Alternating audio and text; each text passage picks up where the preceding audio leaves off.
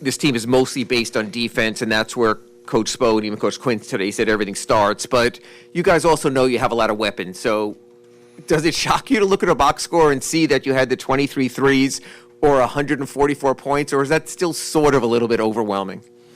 Obviously tonight we kind of got it going. So it's not every night's going to be like this, but obviously, we are capable as well. We got a lot of guys that can score it, and especially when we're playing unselfish like that, finding people in spots where they can be successful, we can be pretty tough to guard. Duncan, I know tonight was obviously a franchise record, like Ira said, but over the last 5 games, you guys have been shooting the ball really well from three. There's been so much talk about kind of maximizing Jimmy and Bam, with all the rotation changes, but how do you think that the changes you guys have made has maybe helped the outside shooters? I think it's just, continuing to play to our strengths. And for them, that's getting in the ball in situations where they can put pressure on the rim and be successful. And, it's a symbiotic relationship in that sense. Them putting pressure on the rim allows three-point shooters to get open. And, once you hit shots, then it creates more space for them. Duncan, usually everybody's always encouraging you to shoot more. Have you guys been encouraging Jimmy to shoot more with the three-point shot? It feels like he's been on a bit of a run here with that.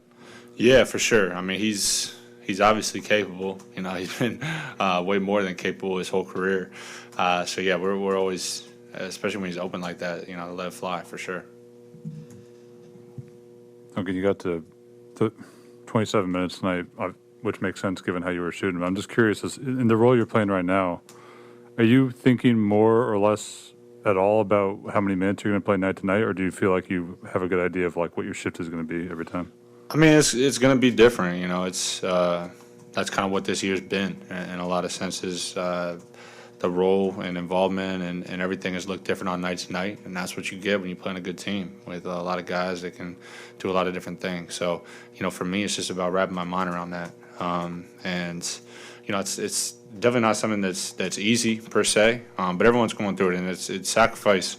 When you get on a good team like this that wants to do something special, that's what it takes. So just continue to wrap my mind around that, and whatever is required of me on a nightly basis, I'm willing. I'm 2 feet in, 4 feet in, whatever you want to call it, just to help us be better and try to get a wins. I will go via Zoom to Christos Saltas. Hey Duncan, great game, great win first of all. For you, those type of games at this stage of the season, how beneficial are for your preparation about the playoffs? This time of year, it's all about fine-tuning and wanting to play your best basketball, come the most important games. So we got 2 left, and there's definitely things that we can take away, both positive and negative from this one, going into a playoff series for sure. All right, next we'll go to Josh Mosier. Hey, Duncan, just kind of a fun question. How much did guarding Cody remind you of guarding Caleb in practice? Yeah, you got to take a couple glances just to process it every now and then. I actually told him during the game, I was like, man, I feel like I know you. and I don't know him at all. But, just knowing Caleb and having him be a part of this year and moving forward has been cool. It's I'm sure they're very similar in a lot of ways. So in a sense, I kind of do know Cody. Thank you. All right, Duncan, thank you. Yeah.